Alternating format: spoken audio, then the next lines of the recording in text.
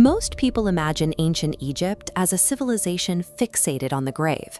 However, their massive monuments weren't born from a love of death, but from a desperate love of life. They expected the afterlife to be a literal mirror image of the world they already knew. They wanted the same blue skies, the same familiar vegetation, and the same agreeable weather of the Nile Valley to continue forever.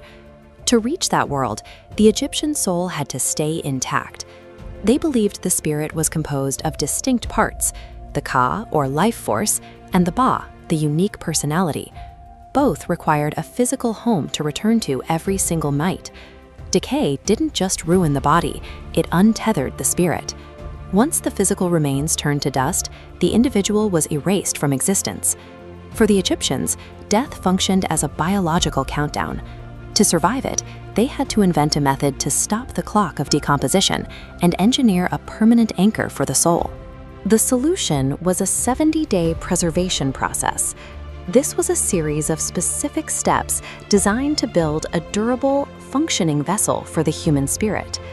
Embalmers removed the moisture-rich internal organs that accelerated decay, sealing them safely in dedicated jars. They carefully left the heart inside the chest, as it was considered the essential center of human intellect.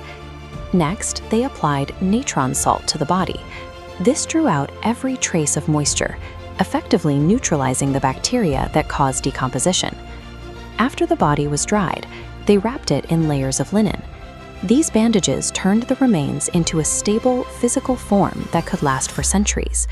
This provided a place where the Ka and the Ba could reunite each morning. This integration of the soul's components created the Akh, a perfected spirit now capable of inhabiting the afterlife. Because their paradise was a reflection of the real world, it still required work. Fields had to be plowed, crops harvested, and irrigation canals cleared of silt. To bypass these chores, they included carved substitutes in the tomb called shabtis. These small figures acted as magical stand-ins for the deceased.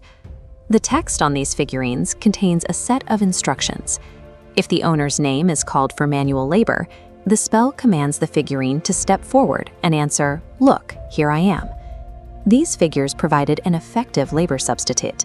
By assigning duties to a shabti, the deceased enjoyed the afterlife without the burden of farming. The final obstacle was a legal reckoning called the Last Judgment, where Osiris weighed the deceased's heart against the feather of truth. Since the heart recorded a person's history, it might testify to past sins. If so, they'd be devoured by the crocodile-headed Ammit. To prevent this, they placed a heart scarab over the chest. This stone amulet was inscribed with a spell designed to magically command the organ not to speak out during the trial. This intervention ensured a favorable verdict. By binding the heart's testimony, the deceased secured their entry into paradise regardless of their earthly failings. For centuries, these methods for securing eternity were restricted to the royal family. Only the pharaohs commanded the resources to build anchors on this scale. This changed after the collapse of the Old Kingdom. As central authority faded, the techniques of mummification and the spells of the afterlife began to spread throughout the wider population. This era saw the rise of mass-produced papyrus scrolls. Individuals who could never afford a pyramid could now purchase these written instructions to help navigate the dangers of the underworld. This widespread adoption of burial technology reveals a society that refused to accept the finality of death. Through mummification and magic, they built a system intended to keep them connected to the world they loved forever.